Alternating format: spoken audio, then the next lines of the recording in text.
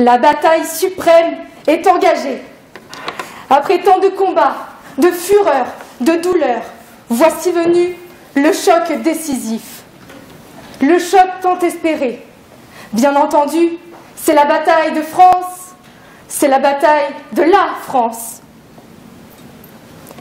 Madame la Présidente, Mesdames et Messieurs les membres du jury, chers contradicteurs et chers publics, c'est sur ces belles paroles du général de Gaulle, particulièrement adaptées à la bataille que nous allons mener aujourd'hui, que je souhaiterais entamer cette joute sur le problème suivant. Vaut-il mieux une douce guerre qu'une paix sanglante? Mais avant d'y répondre, attardons-nous sur les termes importants qui constituent cette thèse. La guerre. Ce mot qui fait trembler tant de personnes, lorsqu'il est prononcé, peut paraître barbare aux premiers abords, en ce qu'il reflète une situation conflictuelle opposant une ou plusieurs personnes, pays, États, groupes sociaux, ou même des individus, avec ou sans lutte armée. Cependant, la guerre a pour principal but de régler les différends. Qu'elle soit violente, conciliante, macabre, clémente, impétueuse ou même impardonnable, le fond de la guerre est doux. Et la violence de la forme s'explique par la nécessité de dissoudre les conflits. En opposition, le mot paix, quant à lui, pourrait sembler rassurant. Mais tout comme un arbre peut cacher une forêt, un mot peut cacher bien des réalités, et la paix peut se révéler sanguinaire, sanglante. Un drapeau blanc couvert de sang. Tout au long de leur vie, les hommes sont en quête impérissable de la paix. Mais comment une personne pourrait vouloir la paix si elle n'a jamais connu le conflit? Prenons l'exemple d'un couple. Il y a des hauts, des bas, des querelles et des désaccords. Toutes ces choses qui pourraient rester en sommeil et étouffer la flamme qui anime ses amants. Cependant, ce qui fait la force d'un couple, sa grandeur, c'est justement la capacité à débattre sur ces sujets et de mener parfois une guerre pour des opinions, plutôt que de se taire pour laisser faire ressortir des faux-semblants et toutes ces impostures. De plus, il serait bien dommage de ne pas goûter à cette douce guerre, afin de préparer et d'apprécier au mieux la réconciliation sur l'oreiller. Malheureusement pour les personnes célibataires, je conçois tout à fait que cet argument ne soit pas à la hauteur de vos attentes et qu'il ne soit surtout pas suffisant pour vous convaincre. Néanmoins, ayant plus d'un tour dans mon sac, nous pourrons nous questionner en premier lieu s'il n'est pas préférable de mourir en guerre pour ses idées et le progrès, plutôt que de vivre sous le poids d'une paix sanglante. Avant de s'attarder par la suite sur la place spécifique de la guerre au sein de la religion, enfin, pour terminer, sur la nature guerrière qui anime les hommes depuis des millénaires. La guerre est au cœur de notre société et a été à de nombreuses reprises le vecteur d'avancées et d'évolutions. Mais lorsque la paix règne abusivement, excessivement, ses caractéristiques sont freinées et anéanties pour ne laisser place qu'au chaos. Certains se laissent dominer par cette pacification, aboutissant sur une dictature où l'accalmie n'est qu'un mirage tyrannique et despotique. Quand d'autres la réfutent, cela donne une révolution. C'est d'ailleurs même cette révolution qui a permis de faire avancer notre société et qui a contribué au développement des libertés de l'homme et dont la consécration n'a de cesse que d'alimenter les débats. Et vous, cher jury, pensez-vous que les femmes et les hommes qui ont mené cette révolution française auraient mieux fait de rester dans une paix dévastatrice, destructrice et sanglante qui les accablait tous les jours? Pensez-vous que les femmes et les hommes qui ont mené cette révolution auraient dû rester avec le canon bloqué sur leur tête, flânant sous la menace d'une épée de Damoclès? La guerre donc le moindre des mots. Les femmes qui se sont embattues pour des droits auxquels elles n'avaient pas accès, nos droits, et qui, par leur combat et leur persévérance, ont réussi là où d'autres ont échoué, face à la puissance de l'asservissement, dans une paix idyllique, mais fantastique. On comprend alors toute la nécessité de recourir à la force, quelle qu'elle soit, intellectuelle ou militaire, pourvu qu'elle soit juste. Mais alors, comment ne pas chérir cette paix qui nous a longtemps été enseignée au travers de notre éducation, voire même de notre religion? Chaque culte prône la paix, et pourtant, c'est pour ces propos que la majorité de nos guerres ont éclaté. Parfois encore plus vicieuses, ces cultures dissimulent derrière cette paix substantielle, derrière une foi aveuglante de ces jeunes partisans, des actes beaucoup plus graves. Il n'y a pas besoin de chercher bien loin. Il suffit d'écouter l'actualité, de regarder dans la presse pour y voir les fameux pères verts, tendrement respectés de leur communauté, faisant la une d'accablantes découvertes. Malheureusement, derrière cette paix, certains d'entre eux se font l'aumônier des pédophiles. Ce n'est qu'après plusieurs années, soumis à une paix qui n'en est pas une, que les victimes de ces personnes sortent du silence et osent mener le combat pour dénoncer ces agissements. Et entrer dans une guerre intolérable, judiciaire, contre l'auteur de ces infâmes pratiques. Allez dire à ces victimes, écrasées par le poids de cette paix sanglante, qu'elles n'ont pas raison de mener cette bataille afin de condamner et d'éradiquer des faits d'une telle gravité. Allez leur dire qu'elles devraient rester en paix, rongées de l'intérieur par leur honte et leur culpabilité pendant le reste de leur vie. Alors n'ayons pas peur des mots et utilisons cette guerre pour garantir un monde plus juste.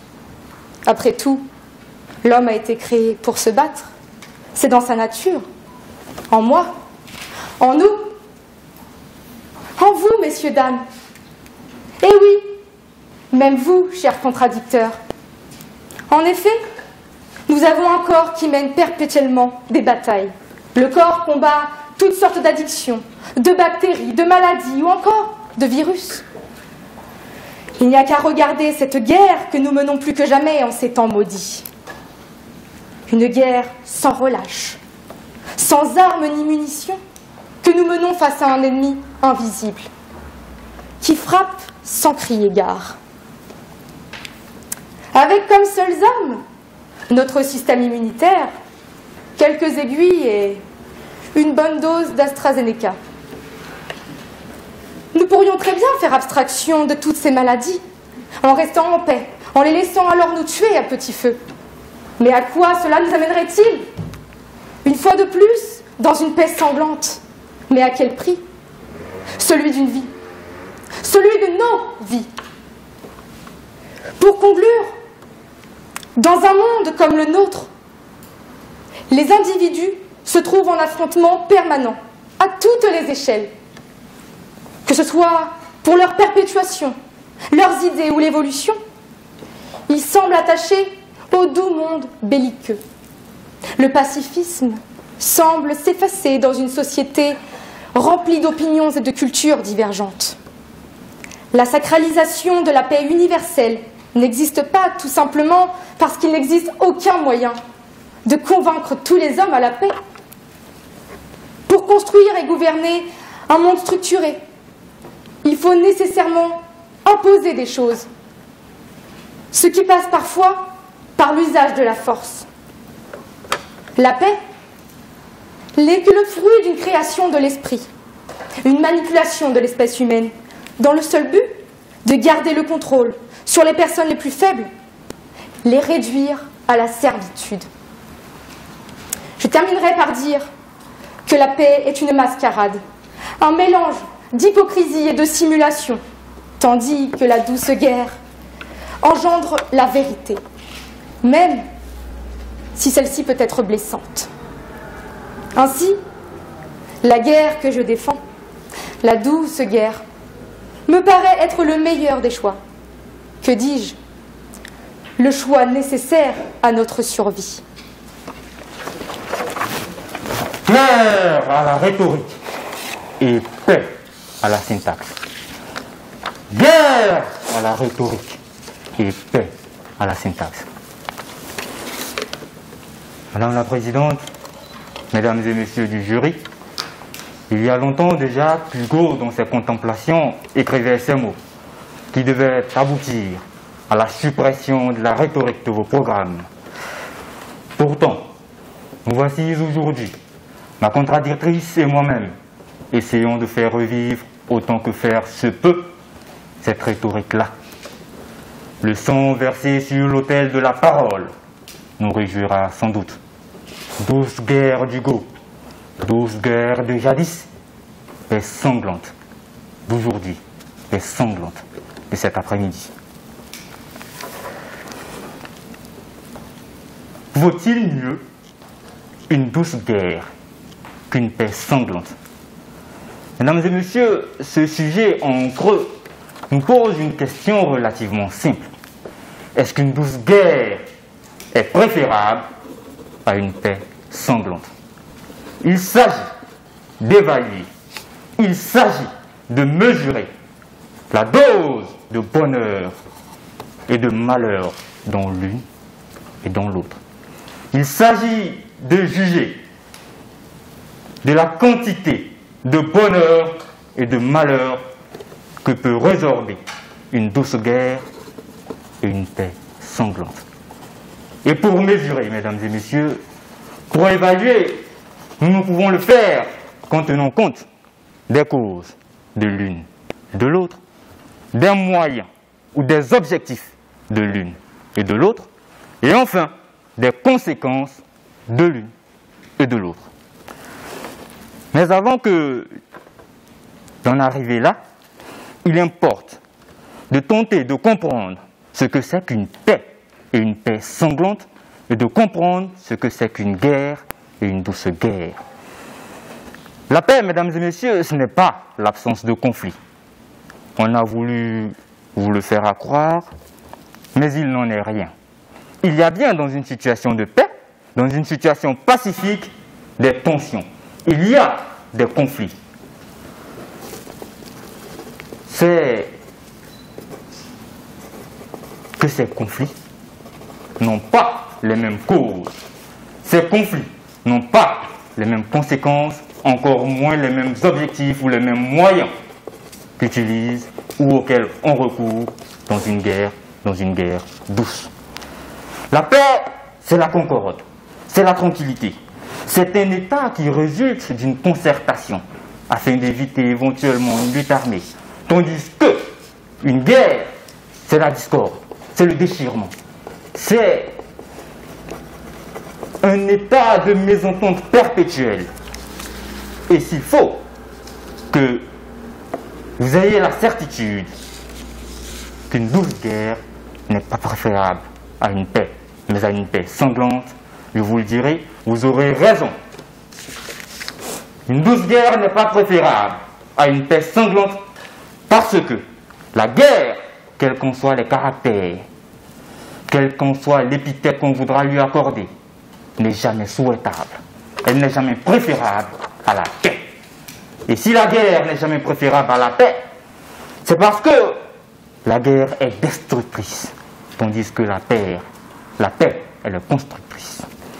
La guerre est pernicieuse, tandis que la paix, quel délice.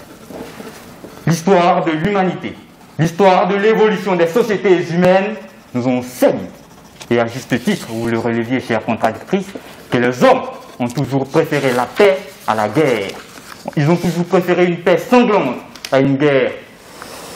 Tous, en cela, ils nous ont traduit à travers les proverbes et les adages qui nous ont été transmis à travers les siècles. Ne dit-on pas en droit qu'il vaut mieux un mauvais accord qu'un bon procès? Il vaut mieux, oui. Il vaut mieux. Un mauvais accord. Qu'il y ait quelques désavantages, cela s'entend. Nous ne pouvons pas tout savoir la même chose. Mais, tout au moins, ce mauvais accord-là est préférable au bon procès devant le juge, et ainsi les modes alternatifs de règlement des conflits. Si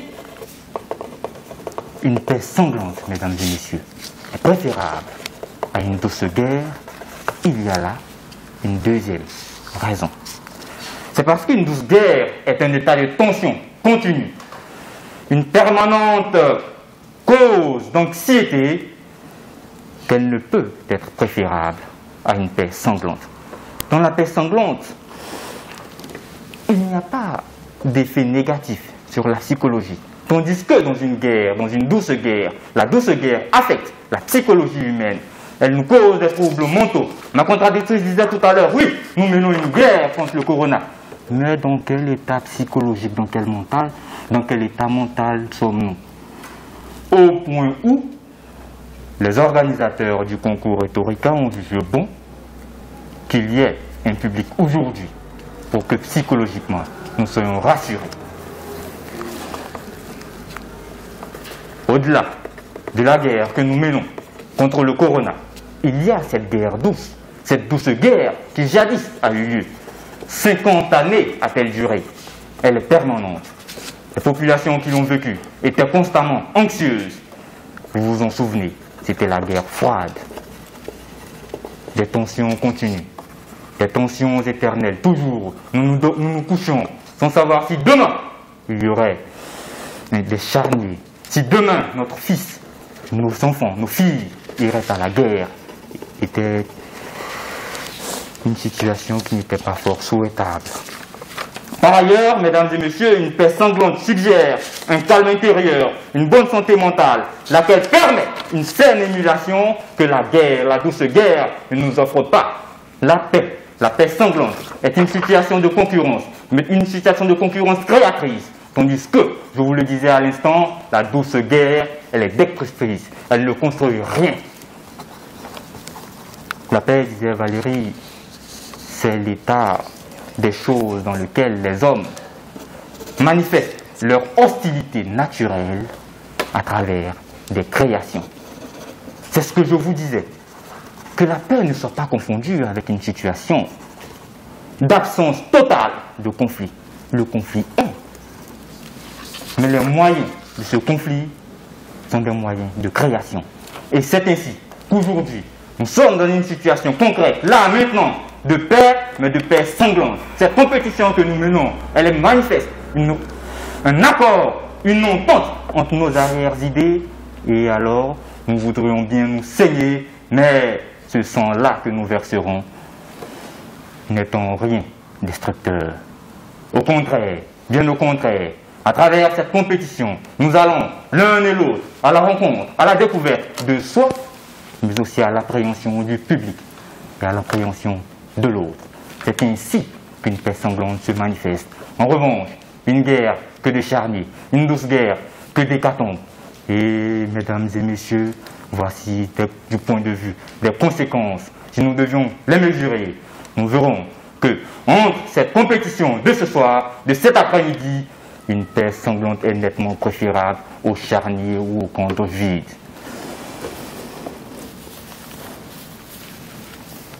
Par ailleurs, une douce guerre a pour cause une volonté de domination, une volonté de destruction mentale, d'affaiblissement. Je vous l'ai dit, lorsque la crise de l'esprit est en œuvre, un homme est esprit affaibli mentalement, psychologiquement, il ne peut rien. Et une douce guerre, c'est cela, elle est insidieuse, maligne, complexe. Comment pouvons-nous l'appréhender? Elle s'enrobe, ma contradictrice vous le disait, d'oripeaux, de vertu. Elle est douce, elle est bonne, mais que non pas, elle est complexe. Comment la maîtriser? Comment lutter contre? L'AstraZeneca, disiez-vous, ne nous a pas suffi. Nous menons une guerre contre le corona, oui. Et tantôt, nous pensons avoir trouvé le remède, tantôt des variantes se présentent à nous. Elle est douce. Nous ne voyons pas le virus. Il est là. Il s'infiltre, tout doucement. Et alors, par cette complexité même, nous avons mille et une difficultés à lutter contre. tandis qu'une paix sanglante, je vous l'ai dit, il y a une entente entre les arrières-idées, les seules ententes qui importent. Nous savons ce que nous réservons comme intention et comme attention à l'autre et vers l'autre. À partir de ce moment, nous sommes dans une situation qui nous permet de lutter efficacement parce que nous savons les intentions, nous savons ce qu'il en est dans le fond.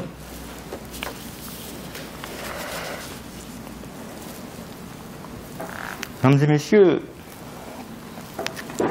la douce guerre n'est enfin pas préférable à une paix sanglante parce que, je vous le disais, s'il faut juger du point de vue des objectifs, la douce guerre a un objectif relativement simple.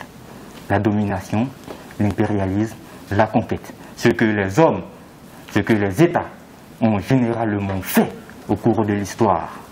En revanche, une paix sanglante, elle a recours à un moyen simple, non pas les armes, mais à la parole, à la diplomatie, à la négociation.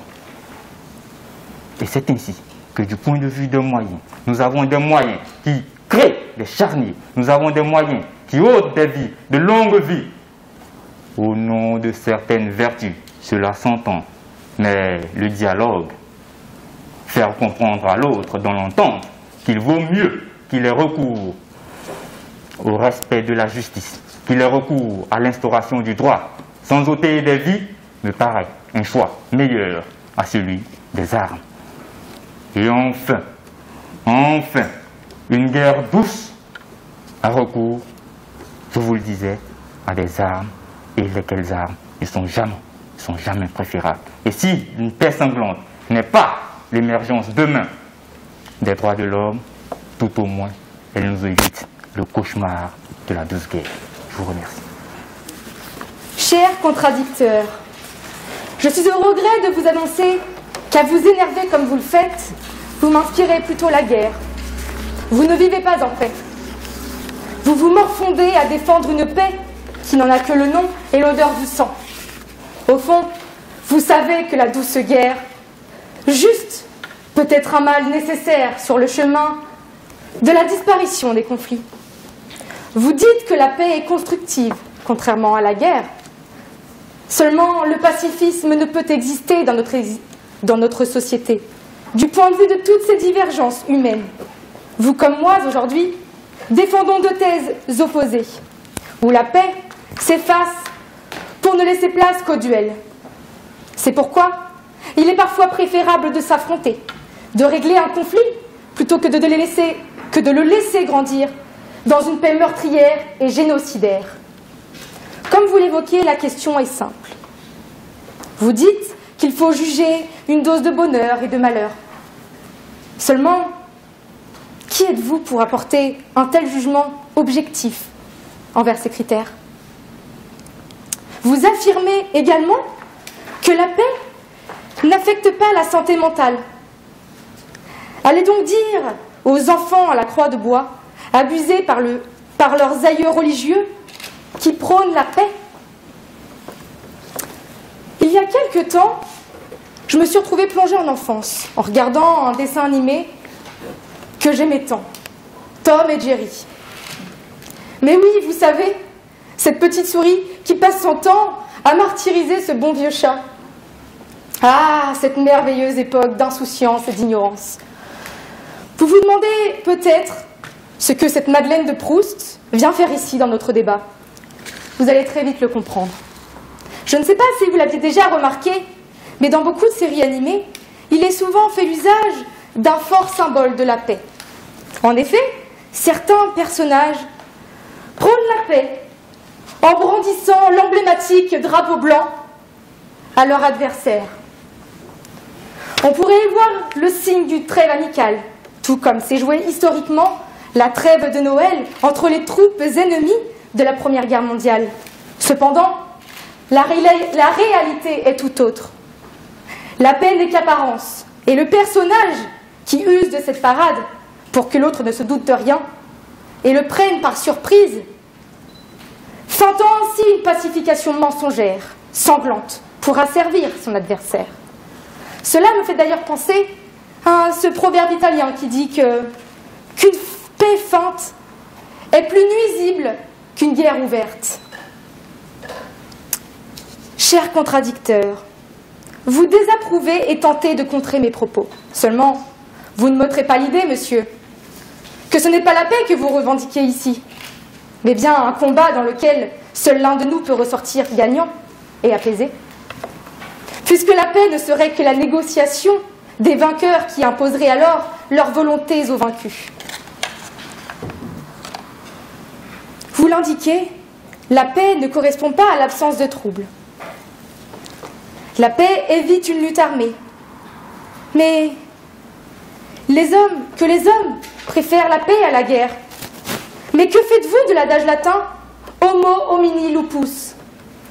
Pour les non-latinistes, l'homme est un loup pour l'homme. Dans cet adage, on fait référence à la nature indéniable de l'homme, qui fait qu'il aime plus que tout la guerre, toutes ces guerres historiques. Pour clore ce débat, que faisons-nous aujourd'hui, si ce n'est mener un combat oral, une joute verbale, une guerre des mots? Nous menons là une douce lutte à mort, dont nos mots aiguisés ont remplacé la lame de l'épée. Vous êtes donc, par votre participation, chers contradicteurs, adeptes de ma thèse, dans laquelle mieux vaut une douce guerre qu'une paix sanglante. Chère contradictrice, vous avez raison. L'homme est un loup pour l'homme. Les pages roses du dictionnaire Larousse rappellent cette citation latine de Plaute. Je ne l'ignorais pas. Mais permettez que nous fassions une distinction. Je vous le disais, il y a dans la paix sanglante, une entente entre nos arrière-idées. Ici, ce soir, il y a une entente entre nos arrière-idées. Nous savons que nous sommes en compétition. Ne faisons pas la confusion entre la compétition et la guerre. Il n'en est rien. Ne tentez pas de nous induire en cela. Et je vous le disais tantôt, la guerre, la douce guerre, elle est insidieuse. Voici comment l'on tente de nous inoculer insidieusement l'idée qu'une guerre, c'est enfin une compétition. Que non pas. Nous sommes en compétition, nous ne sommes pas en guerre. Vous nous disiez dans vos premiers propos que, et également dans ceci, qu'il n'y a pas de moyen d'imposer la paix. Certes, qu'il n'y ait pas de moyen d'imposer une paix universelle. Faut-il pour autant renoncer à cette quête, mesdames et messieurs? Ce n'est pas parce que nous ne pouvons pas imposer la paix, ça et là, à travers l'univers, que nous devons renoncer à la rechercher. Ce n'est pas parce que nous aurons des réfractaires que nous devons prendre les armes contre ceux-ci. Dialoguons avec eux.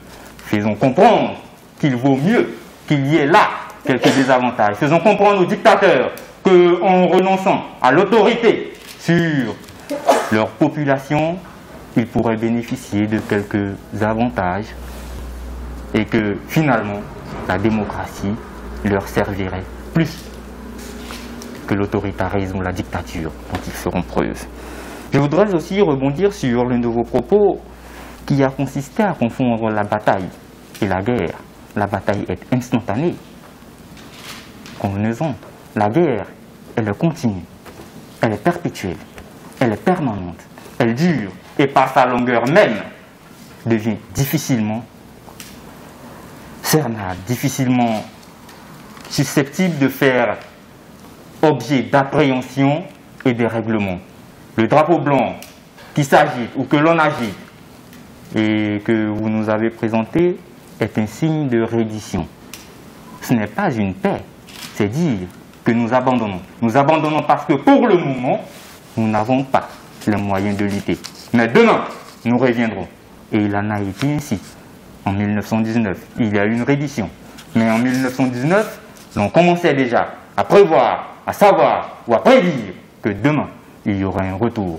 Et demain n'a pas tardé, jusqu'en 1935, il y a eu ce retour-là. Voilà ce que c'est qu'une douce guerre. L'on fait une reddition, ce n'est pas une paix. L'on constate que sur ce moment, nous ne pouvons pas. Mais nous ne sommes pas pour autant en guerre, nous signons éventuellement un armistice. Demain, nous reviendrons avec le même combat et davantage munis ou davantage prémunis pour lutter encore et encore, insatiablement, pour détruire et jamais pour construire. Et c'est de cela dont il s'agit. Vous nous avez également parlé de servitude. Oui, mais de servitude volontaire. C'est ce qui permet une paix, une guerre, une douce guerre. Il sera question de servitude, d'asservir. Et il n'y a que cela dans la guerre. Dans la paix, même si elle est sanglante, la servitude est une servitude volontaire. Nous prenons en compte les aspirations de l'autre.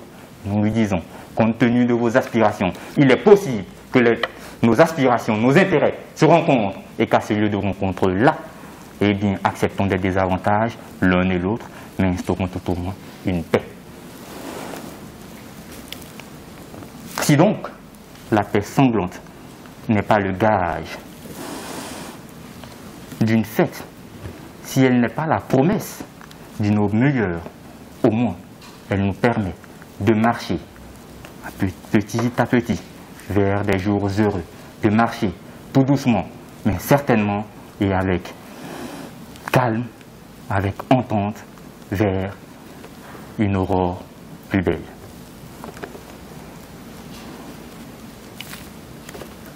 Et je conçois que la violence de la guerre ne soit pas utile. Je conçois, j'affirme que la violence de la guerre ne mène à rien finalement. Et j'ai l'air un peu de me perdre parce qu'une bataille se mène, mais pas avec les armes, et parce que, en la réalité, j'ai fini.